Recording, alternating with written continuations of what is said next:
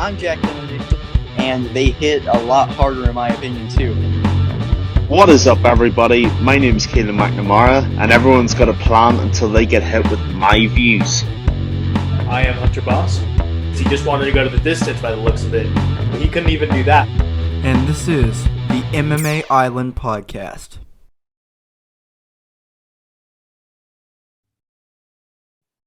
Hello, everyone, and welcome to the MMA Island Podcast. I am Jack Kennedy alongside Keelan McNamara and Hunter Boss, and we have a great episode of the MMA Island Podcast ahead of us. Let's get started with the news and more bantamweight action. News taking place. Dominic Cruz will be facing Pedro Munoz in a fantastic matchup at 135. Hunter, what do we think about this? How can this weight division not be the best weight division? I mean, Dominic Cruz, Pedro Munoz, that should be a main event right there, but it's not. Dominic Cruz, one of my favorite fighters of all time, that's for sure. Pedro Munoz is as tough as nails. It's going to be a fantastic matchup to say the least. I think Dominic Cruz will be able to edge out Pedro Munoz for points, and I think he'll be able to win by unanimous decision. But definitely, not a lot of people think that so far right now because Dominic Cruz, he is getting older. He's getting a little bit slower, but that fight IQ is getting better and better, I'm telling you. So just watch out for this fight. It's going to be fantastic. I believe it's going to be on UFC 269, so make sure to buy the pay-per-view. Oh, good Lord, this is a fantastic fight. I'm totally with Hunter in this. I love this so much. And it makes a lot of sense as well. Dominic Cruz, I think his last fight was the winner for Casey Kenny, if I'm not mistaken. And we've got Pedro Munoz, who lost a brilliant fight to Jose Aldo, too. So these guys are actually kind of meeting each other in the middle pretty perfectly if you think about the bantamweight picture right now. And this fight is going to be fantastic. It just is. And the fact that it's not at the very, very least a fight night main event tells you how stacked the card is that it's on. Yeah. I mean, Dominic Cruz, one of, if not the greatest fighters ever, in my eyes, the greatest bantamweight fighter to ever exist. I don't think anybody would disagree with that. But we've got Pedro Munoz, who is tough as nails, who's experienced such a career resurgence in the last 2 or 3 years. I think we are going to get an absolutely killer fight when these two guys meet, and I really couldn't be more excited.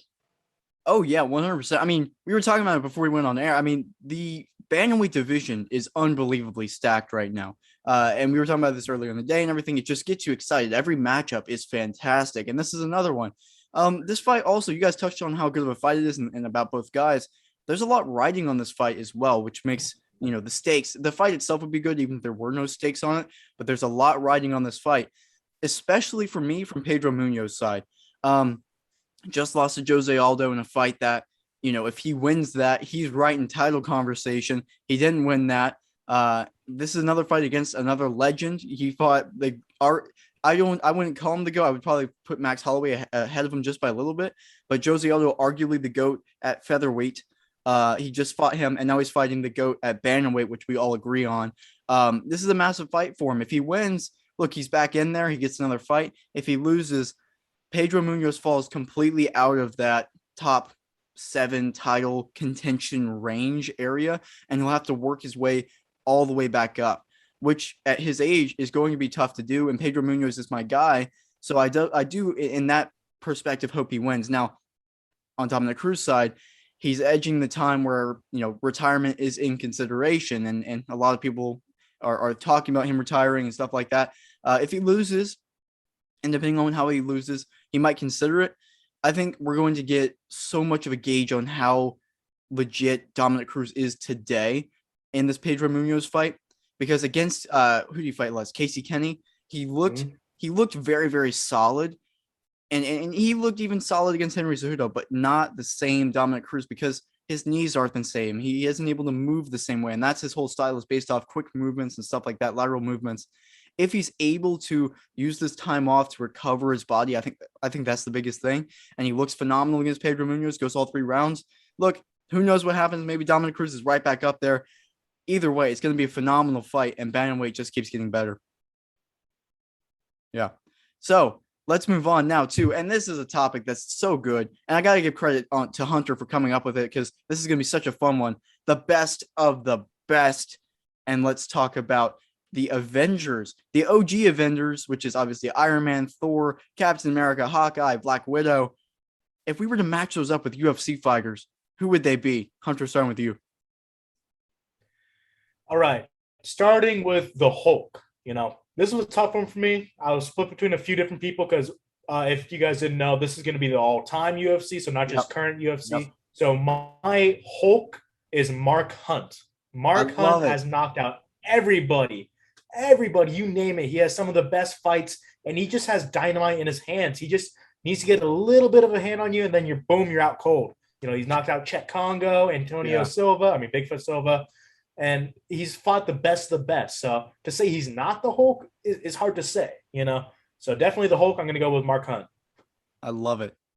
Good God, Hunter, you stole my pick again. I thought I was doing you guys a justice for picking Mark Hunt. I'm like, I won't take it down. He was on my list. He was on my list too. Yeah, now not number one, but yeah. Oh man, Mark Hunt is one of the most dangerous fighters that has ever lived. People, if you somehow have never seen Mark Hunt fight, just after this, go onto YouTube and type in Mark Hunt most violent knockouts. I promise you, you're not going to be disappointed. He broke Stefan Struve's jaw with a right hand, absolutely folded him like a deck chair, not to mention Czech Congo, not to mention his extensive K1 kickboxing career, not to mention Pride either, not to mention fighting a juiced up Brock Lesnar too. Mark Hunt is as legit and as powerful as they come. Everybody tried to avoid that right hand, and very, very few ever succeeded properly. There's absolutely no better choice for the Hulk than Mark Hunt. Anybody who says otherwise, what are you even doing? I mean, that is phenomenal. I think we all have Mark Hunt on our list as okay, this is going to be the weird one that no one else is going to say, but we all said it, which I love it. And I love that you guys brought it up. However, look, I'm gonna take the non-Mark Hunt side, and I actually have this written down as my official one. Although, if all of you guys said this, which I expected you to say, I would have said Mark Hunt. That was my plan. I'm gonna go with the obvious one here, Francis Ngannou. I mean, how could he not be in consideration for the Hulk? The guy is built like the Hulk. He's so massive, hardest hitting puncher ever recorded in the UFC Performance Institute for any sport. Hardest hitting puncher. That's ridiculous, and he shows it. Alistair Overeem knockout. I mean, it's everything you said for Mark Hunt applies to Francis Ngannou, and we're seeing it today. He's the heavyweight champion, going to be facing Cyril Gane. Not too much of his technique, and in fact, very little of his game's technique, but just sheer power and recklessness. And that is the Hulk. That is Francis Ngannou. But I love Mark Hunt. And another name that he beat, which not many people like to bring up, but he not technically didn't. He TKO'd Derek Lewis on a Fight Night main event as well. So Mark Hunt is an absolute legend, one of my favorite fighters of all time, and I'm so glad you guys brought it up. So what's up next? Are we doing Hawkeye now, or Hunter? Just take it away. What's next? Sure. Let's do Hawkeye next. All right. Hawkeye, I guarantee you Jack does not have Hawkeye, my same Hawkeye. Okay. Maybe Keelan might, but Hawkeye for me is the most accurate puncher, one of the vicious knockout artists I've seen. It is Sean O'Malley. Sean O'Malley has the swagger of an Avenger. He has the knockout power. He's got the dynamite in his hands, and he does not miss. Look at that Chris Montanillo. He's also as useful as Hawkeye is to the Avengers. He's just there. he's not even. He's just there. I mean, come on. Listen, man. Sean O'Malley. As much as you want to hate him, he is accurate. He's accurate. He does not miss very often, and he does not knock out his opponents. Hawkeye, he's got that swagger. He's got that comedy. Sean O'Malley, he's funny. I love watching videos. I'll spend hours just watching highlights of him talking about nothing. I don't care. It's just seeing Sean O'Malley talk, seeing Sean O'Malley fight. It brings me entertainment. So definitely Hawkeye, Sean O'Malley. You did not just bring in Sean. Oh my God! Is Hawkeye still claiming he's never lost that fight to Marlon Vera too? I bet he is. Hawkeye doesn't lose. 13-0. Hawkeye doesn't lose. Yeah. My Hawkeye is actually a little bit different because I think I know who Jack's picked for Hawkeye, and mine's very, very different. Very interested in this. Okay. My Hawkeye is, in my view, the greatest fighter to ever live, Anderson the Spider Silva. I love it. Okay. I don't even think I have to go that far in justifying this. Anderson Silva is one of, if not the greatest pure strikers combat sports has ever seen. The knockout over Vitor Belfort, the front kick, the Forrest Griffin knockout, Rich Franklin, Chris Sabin. I could literally go on and on and on and Yeah. on. Anderson Silva is one of the purest striking practitioners I've ever had the good fortune really to witness, albeit I've never had the chance to see him in person, but just to see the IQ being applied to striking. No one ever really applied that level of intelligence to striking before, and it's highly unlikely anyone will ever apply that level again. Not only to apply such an intelligent approach to striking, but he just didn't miss. I still think, and I could be wrong, and I'm open to being corrected if I am wrong. I still think Anderson Silva in all weight divisions is one of the highest accuracy percentages of I'm any sure. fighter ever. Yeah. So I can see even the stats alone back him up for being Hawkeye. I can think of one person who I would accept as being Hawkeye as well, but Sean for me, O'Malley. it's the GOAT Anderson Silva. Okay, so before I say mine, right, and yes, it is not Sean O'Malley. Hunter, you were correct. In fact, he didn't even pop in my brain whenever it came into this. But I'm curious because you both brought up who you thought like you didn't say who it was, but you both kind of mentioned who you guys think is my pick for this. I'm fascinated. Keelan, you go Holloway. first. Yeah, Holloway. Okay, I would have said Holloway too. okay, brace yourselves. I think it's Connor, and I really do. I can see it. I like it. We're going. I like Yeah, it. no, I can see that. I like yeah. it. I respect it. We're going all time. In his prime, Connor, I think, was probably the most, other than Anderson Silva, I'll give you that. I love that pick. Probably the most precise striker I've ever seen in my entire life. The guy. No, I respect that. I do. Yeah, exactly. I mean, he picked his shot. As much as we crap on Connor, which is rightfully deserved on this podcast, in this situation, I think we have to appreciate what he was.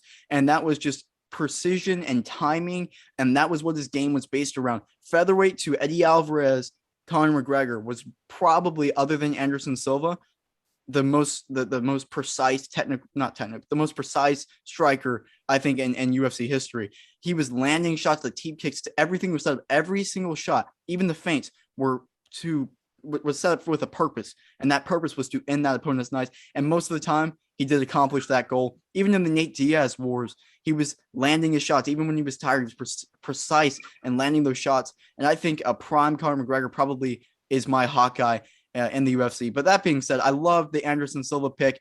I don't love the Sean O'Malley pick. Maybe someday in the very far future, we might be considering talking about Sean O'Malley in that position. But I can't picture it. But yeah, hey, very interesting. All right, moving on. Just you wait, Jack. Just you wait. Hey, I'm sitting back. back. I'm sitting back. Captain America. All right. Who other than Colby Covington to be Captain America? Oh, come on. Colby Covington is the biggest patriot I have seen in the UFC. I mean, this guy carries a flag around him everywhere, even when he's in America. Ever seen in the UFC? Come on. Okay, maybe not the biggest patriot. I mean, I'm gonna mention some honorable mentions right after this, but for my pick, it is Colby Covington, because you don't see America without seeing him. You see a flag behind him. You see him pulling out the books. You see him, he loves his president most of the time. So, former president now. I mean,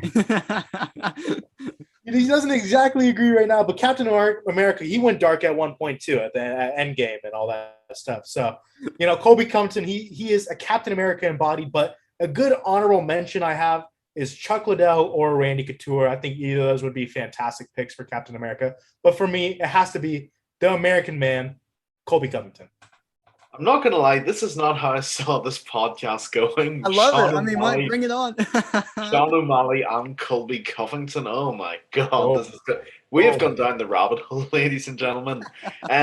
My pick for Captain America is actually a pick that Hunter's just honorably mentioned, and it's Randy the Natural Couture. When I think of American fighters, especially early on in the UFC, in the most important period in the company's history, there's two, to their credit, there's two people I think of. There's the Iceman Chuck Liddell and there's the natural Randy Couture. I don't consider Tito Ortiz in that Huntington Beach bad boy bullshit because Tito's Tito. So I'm going to give it to Randy Couture because Randy Couture is one of my favorite fighters ever. Not that Chuck Liddell isn't, because he most definitely is. But when I think of the American flag and I think of the toughness and the grit and the embodiment, especially in a division like heavyweight, I really think of Randy Couture.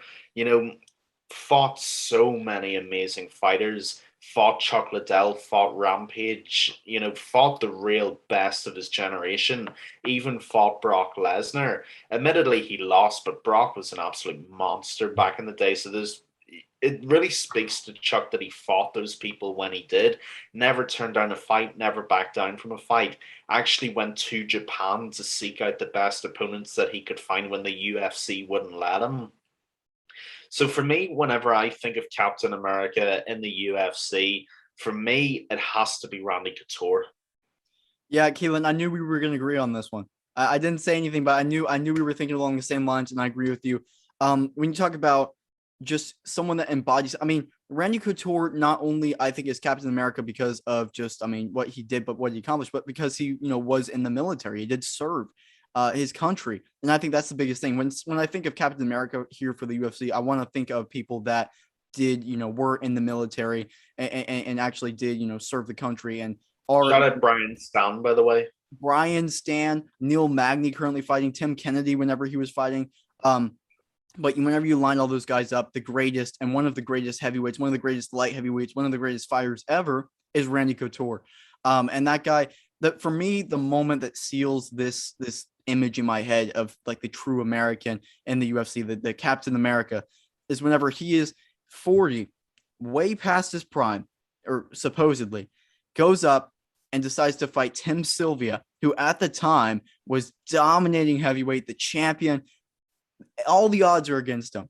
And Randy Couture goes out there and drops Tim Sylvia in the first 10 seconds and proceeds to dominate that fight like we've never seen anyone dominate Tim Sylvia before.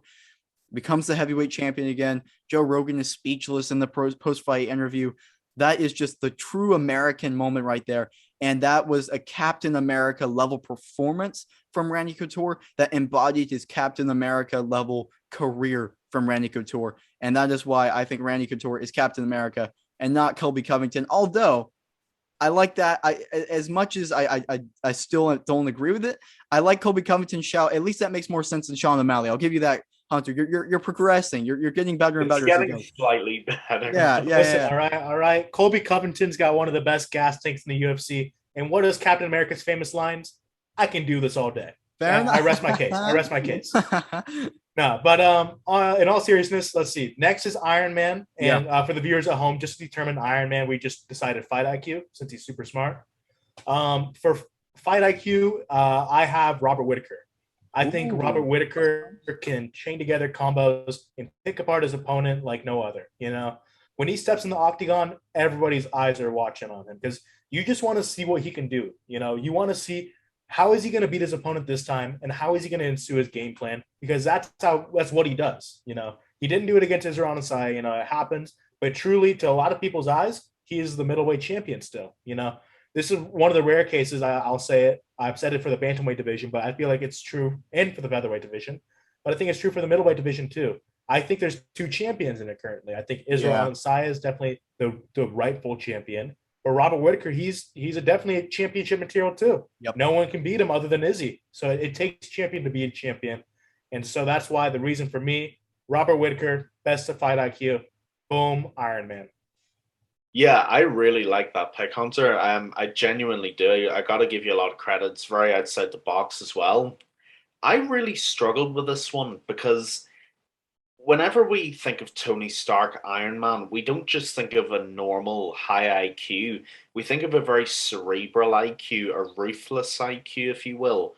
And to me, this pick for Iron Man really comes down to two fighters, and I could justify picking one over the other just as much as I could the other over the current one. Because we've mentioned him already, I'm going to give him the very slight edge but I will mention my honorable mention as well, my plan B, if you will. And I'm going to pick Dominic Cruz. Okay. Dominic Cruz is one of the most intelligent fighters I've ever seen. Back in the peak of his bantamweight run, no one could solve the puzzle. And realistically, until Dominic Cruz suffered a terrible misfortune with his ACL injuries, no one ever could solve him, and probably no one would have solved him had his knees remained healthy. Dominic Cruz, the thing that people forget about Dominic is that Dominic invented his own style. He invented this incredibly unique box wrestling style with his own footwork pattern, his own rhythm, and his own pace. And that was such a big part of why no one could figure him out because he developed his own game. How often do we ever see a fighter do that? My other pick, I'm going to mention very briefly, would have actually been George St. Pierre, a man who did actually appear in one of the Captain America movies.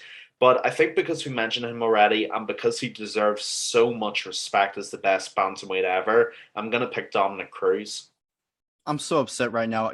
Keelan chose not only my number one, but I was literally about to give that exact same explanation. But I will take another route, and that's what I was thinking as well. I'm sticking with Dominic Cruz, but the reason I'm not picking GSP is because I can never in a million years picture GSP as Iron Man. And also, I'm like, also GSP already is a character in the MCU. I mean, he was in that Winter Soldier. The Winter Soldier, yeah. And he was the leaper. Movie. Yeah, but yeah, exactly. So he's got that. He's already in the Marvel Cinematic Universe, so we can't touch GSP. All right. For me, Iron Man is Dominic Cruz because of everything Keelan just said and went extensively in that. But also for me, Iron Man is not only extremely smart, has a very high IQ, but he's also witty and funny and almost a smart aleck at times too. And Dominic Cruz, Sean O'Malley. No, don't even. Come on. He can't even compare. If Dominic Cruz and Sean, I won't go there. But anyways, Dominic Cruz is very funny. He trash talks. The way he trash talks is very intelligent, but it's so funny. And he is one of the most underrated trash talkers out there. So he has that sense of humor that Iron Man embodies as well. That is a part of him, which is another reason I chose him because he's not afraid to back down from trash talk. And when he does trash talk, he probably has the most intelligent trash talk in the game because he just breaks you down with facts and it's hilarious. Also, fight IQ, don't even need to mention it. Up there for the greatest of all time with George St. Pierre. I match him with equally. He, like Keelan said, I will repeat it because I have to. He literally invented his own fighting style that was effective like nothing else. In his day, if Dominic Cruz, look, he's already the greatest bantamweight of all time, but imagine how much better he would have been if he never got hurt all those times. I mean, just imagine how he would be up there for possibly the GOAT conversation. We could be having that conversation if he wasn't hurt and it was able to take out all the names and if he just kept getting better and better and better. But instead of that, he had to rebuild his body, which I guess you could also put to Iron Man. He's having to build new stuff. He had to rebuild his body, rebuild his knees all the time. Don't take away anything from that. One of the greatest fight IQs. And another one I will throw up there. Now, I wouldn't put him as Iron Man, but up there for fight IQ is Demetrius Johnson. And I won't touch too much on this, but he is up there. I would probably put him number 3 or 4 for highest fight IQ, and I think he deserves an honorable mention for this as well. Yeah, no, great picks. I love Dominic Cruz. I love the trash talk part too, because he really does have some of the best trash talk, and the trash talk he used against Team Alpha Male, so amazing. That's what I'm talking about. Yeah, so good. But next we have Black Widow, and for Black Widow, we basically kind of decided on the dark horse. Who do people not expect in this to mention here? And for me, I am going to go with the darkest of horses, Sean Strickland.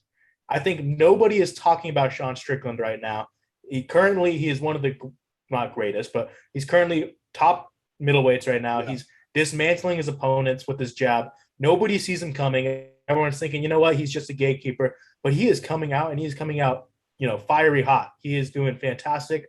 His last few fights, he's been able to stagnate his opponents, and just his opponents don't know what to do when he's fighting against him. And I feel like it's a bit of a Black Widow thing. She's got all the technique. No one expects her to do good, but she comes out and she does really well. Sean Strickland, I feel like, is very similar to that. Sean Strickland, Black Widow. That's actually a pretty good pick. I can definitely see where you're coming from, Hunter. Again, I've got two options for Black Widow, and I actually have a male and a female option. So you're free to break this down and justify which one's better. I'll just put the facts out there. If we're talking historically, my first dark horse is Robbie Lawler. Oh wow, And okay. Yeah. and the reason I've Good got pick. Robbie Lawler is that people forget that there was a point where he was a loss away around roughly 2010 or so from being cut from the UFC entirely. He had a very up and down career for a large part of his before prime, like just before his prime, and he would go win, loss, loss, win, loss, loss, like very, very unstable and uneven. And then he got his momentum back and he began the most unlikely charge back to the title that anybody ever could have expected. We actually had the privilege of talking about this with Robin Black, if you remember, Jack. Yeah. And, the psychology and the mindset go out against someone like Johnny Hendricks and look at the clock and keep going and keep going and keep going. I think Robbie Lawler really embodies those just hardworking, unbreakable spirit characteristics that Black Widow really carries. And I think he is very, very deserving of being in that because he has just got a heart that will never die. His body will eventually give out on him, and sadly, one day he will have to leave the octagon for good. But his heart will never stop. He has got the iron heart of a fighter, and he just always will. So for me, Robbie Lawler is entirely deserving of a spot akin to Black Widow. Now, my female option for Black Widow, and this comes down to more of one specific fight rather than a career thing. My female Black Widow is Holly Holm. Oh, I like it. Yeah. Yeah, and I think you know where I'm going with this already. I'm talking about the Ronda Rousey fight. I think, and again, I could be wrong, but I've got a feeling I'm right on this. I think Holly Holm remains the biggest betting underdog going into a title fight ever. If not, she's definitely in the top three. Yeah. I think Nobody. Bisping is right now, actually. Bisping It might is. be Bisping with Yeah, for Rockhold. against I Rockhold. believe Yeah, that. I think you might be correct, Hunter, but she's absolutely up there. She might be the biggest female underdog. Oh, Maybe no that's Oh, what question I we've think about done. it. so. Yeah. Yeah. Yeah. So for those who somehow don't remember, the very large majority of people will. I think this was 2016 when this fight happened in Australia. No, Holly Holm was literally just meant to be cannon fodder for Ronda Rousey. She'd come back from the Entourage movie, I think. She was becoming a movie star. This was literally just meant to keep the fire going, and she got outclassed. Like she got really, really outclassed. And in terms of physical characteristics, she was very similar to Scarlett Johansson's Black Widow as well. Very quick, sniper-like, getting out of the way, re-engaging, getting back out again. A lot of people always take from that fight the one snapshot that they take is the head kick. And they're entirely justified in taking that because that was an incredible finish, one of the best finishes to any fight. But there's one different image that I always take from that fight, and it's where Rousey shoots in for the double leg and Holmes out of the way, and she nearly runs through the cage. Yeah. Yeah. That's just such a Black Widow thing. That explosive kinetic movement to get out of the way. Rousey shoots in out of anger, and she just isn't there. For me, if I had to pick a female Black Widow for our MMA team, it would be Holly Holm. Yeah, hey, I really, really like that. I'm gonna put this one out here just because I have to say it. I would be very upset if I didn't say it. Even though this doesn't apply to our standards, if I had to choose the most accurate Black Widow in the UFC, which might be the most accurate of any of the characters, it would be Valentina Shevchenko as Black Widow. Oh yeah, Just like Agreed. she's 100%. she's basically a spy. She can murder pretty much like 90% of the people on Earth, and she's just as skilled as it gets in there. So I will throw that one out there, but that doesn't fit our criteria for Black Widow. So that's just like, an aside. Black Widow for me, the comparison I have, I'm comparing her to Jacare Souza, and we're doing all time. And this is an interesting one, right?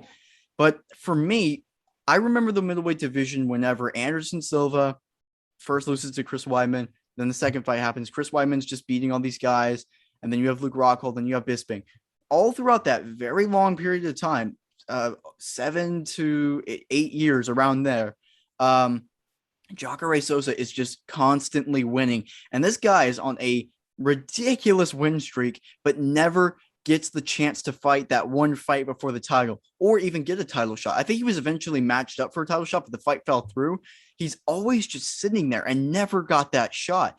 He was just a dark horse that no one ever respected. He was always in the rankings as 3, 2, just in that range, like in the top 5, just sitting there and beating these guys below him. But he would never get that shot before the title or the title shot.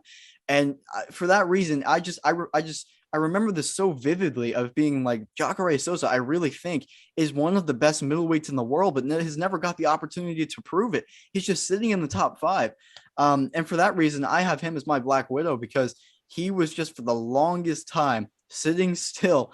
And potentially, I would have loved seeing a Chris Weidman versus Jacare Souza at his prime fight because that would have been so fascinating because Chris Weidman, his whole game is on the ground.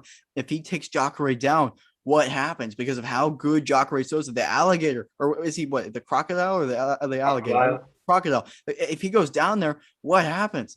Exactly. Yeah, exactly. So, I mean, that for me, the biggest dark horse I think that I can remember, or at least that I relate to, is Jacare Souza, and I match him up with Black Widow. Boys, those are some great picks. Really outside of the box. Definitely dark horses if none of us saw it coming. That's how you know we're doing something right.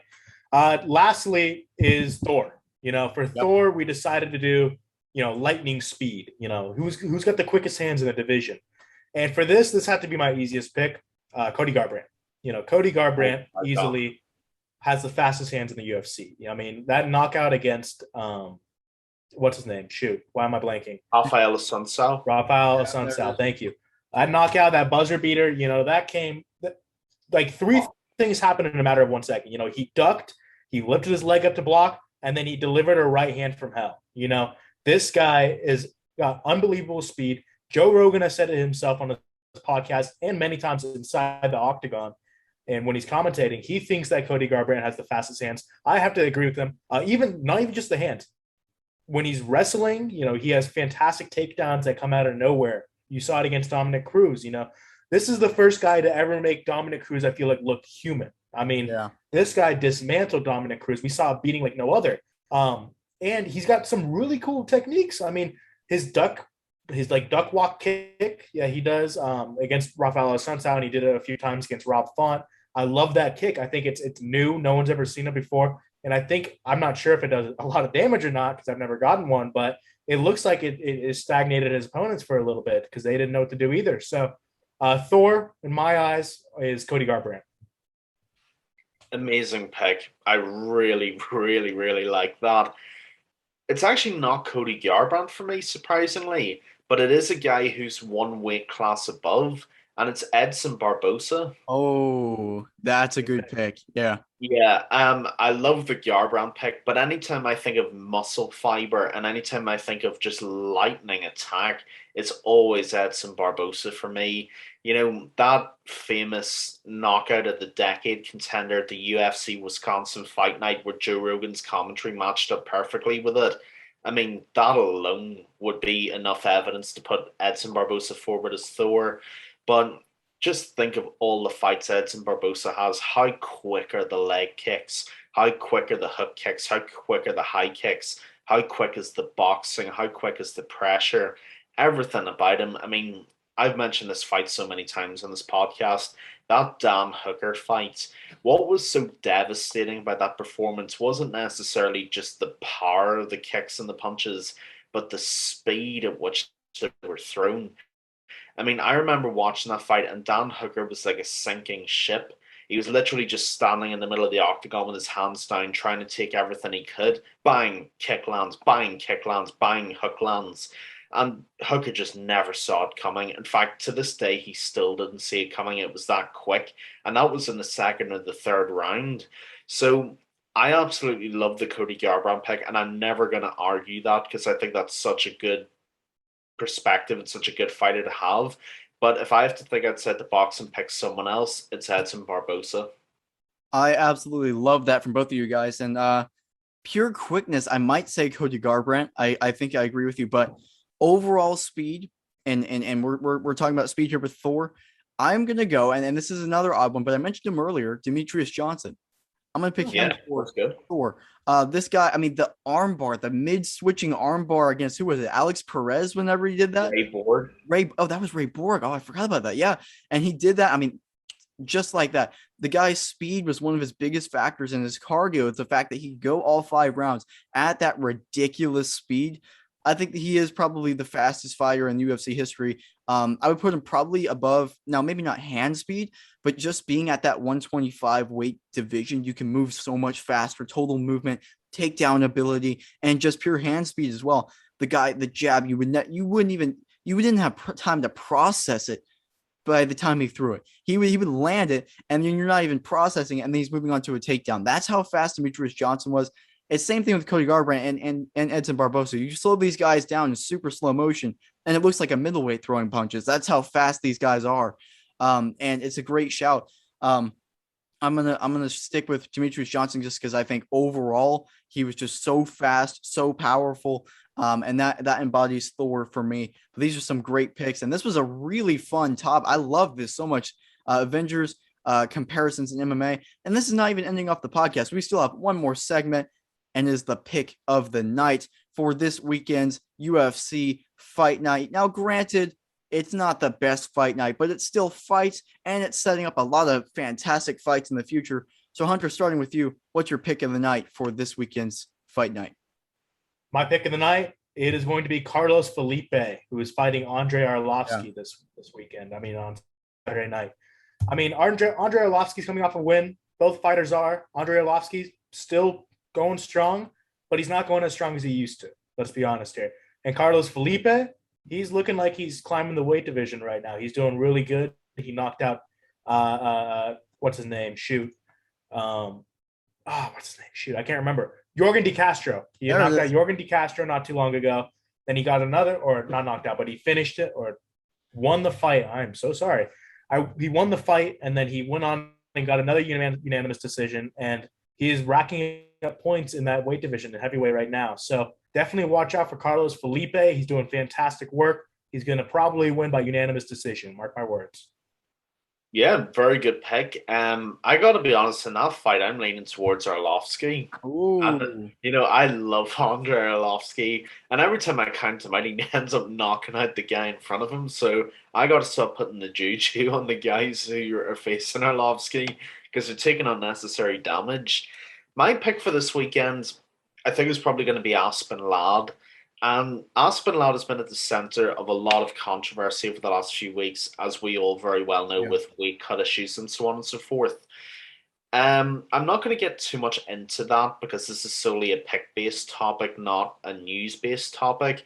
But let me just put it this way, and everybody will know where I'm going with this.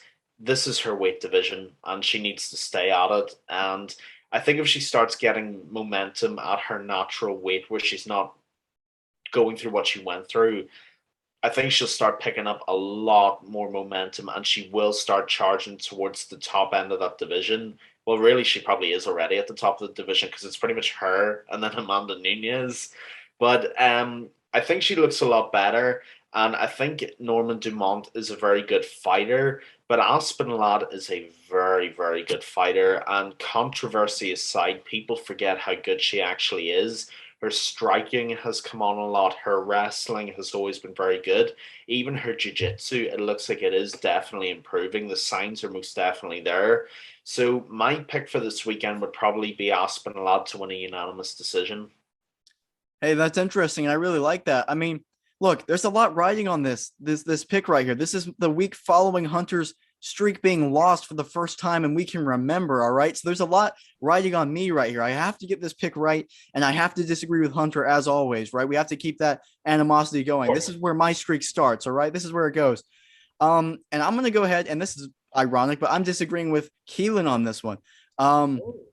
And this is a bit of a shock, right? And I'm going outside the box here, right? I'm picking Norma. No, sorry, my bad. I mispronounced her name already. Norma Dumont to win this weekend, and I have her beating Aspen Ladd by a decision as well. I think it'll be close, but kind of like I was feeling with last weekend, I feel like Aspen Ladd so much is being built up. This fight is at 145. Am I right? This is at yes, it is. Yeah, okay, as it should be, like you mentioned. there's so much built up. Aspen Ladd has had so much controversy. She's going in here. She is the favorite. She is expected to win. She's expected to put on a great performance in this weight class where if she gets a dominant win, honestly, she could be fighting Amanda Nunes next at 145 because who else is there? This is the position she is in. Norma Dumont, I honestly am not too familiar with her, and that kind of goes in her favor in this situation. Again, so much is being built up from Aspen Ladd. Norma, I think, will go out there and put on a very good performance and put a big shock in the UFC's women's featherweight division. Beat Aspen Ladd. And I think Aspen Ladd might not. I don't think she's the worst fighter here. I think Aspen Ladd is by a distance the better fighter in this situation. But I just think the weight cut controversy, all of that, I think she will drop this fight, then regroup and start building up her career after this. But in this fight night, I got Norma Dumont. Those are good picks. I was leaning towards Aspen Ladd. Yeah. But Jack, I like your argument. Let's go. Don't think the weight cuts. Yeah. Yeah. I don't think the weight cut's going to be doing her any benefits, especially now. So I would usually say Aspen Ladd. And you know what? I'm going to stick with it just because I already had a plan. But Jack, great points. And this is the reason why this is not my pick of the night. It's kind of close. Aspen Ladd, I think she's by far the better fighter. She's 9-1. She's only lost to Jermaine Duramain, who's a beast. And Ladd, she's very accurate too. She could have been up with a conversation for Hawkeye, but she doesn't miss often. And she has great striking. She has knockout ability. She has 3 knockouts on her record out of 9 fights, which for woman fighting is actually really well. Not a lot of women get like great knockouts and they rack up knockouts like that, other than Nunes and maybe Shevchenko. Great picks. Aspen Ladd for me though. Yeah, I have to admit, Jack, that is a fantastic argument. Even though my esteemed co-host has turned around and knifed me in the back by going against me instead of Hunter. I'm sorry. Now, you know what? I sort of deserve it for stealing your top 2 picks from the Avengers. Yeah, we'll call it even at the very least. No, look, I have to admit, I think that's a really, really good point. And I think that's where this fight will be won or lost this weekend. There's very few fighters who do well out of controversy. There's even fewer fighters who embrace controversy and use it to make themselves better. And for a young fighter like Aspen Ladd, because obviously, again, I'm not going to dive too much into this issue because we all know what it is realistically. This is the second time she's gone through this. The first time I think was easily forgivable. No one even remembers it happened. But this is the second time it's happened now, and the heat's going to start coming down on Aspen Ladd. And this fight is going to determine her mental fortitude and how well she copes with scrutiny and pressure coming into a fight. Championship qualities anyway, but especially in the circumstances we're talking about. And I gotta be honest, with Jack's argument, I can see this being the thing that crumbles her. I genuinely can. I'm going to stick with Aspen Ladd for this just because I've already built my arguments around her. And I think with an opponent like Norma Dumont, no disrespect to Norma, she's a very good fighter. I think Aspen Ladd will just have enough to get past her. But I think if we were talking about a fighter who was any higher ranked than Norma Dumont, I think we could be talking about it derailing. I think that's a very good argument, Jack. So props for that. Oh, for sure. And I agree with you guys. The Aspen Ladd pick makes sense. Yeah, Hunter.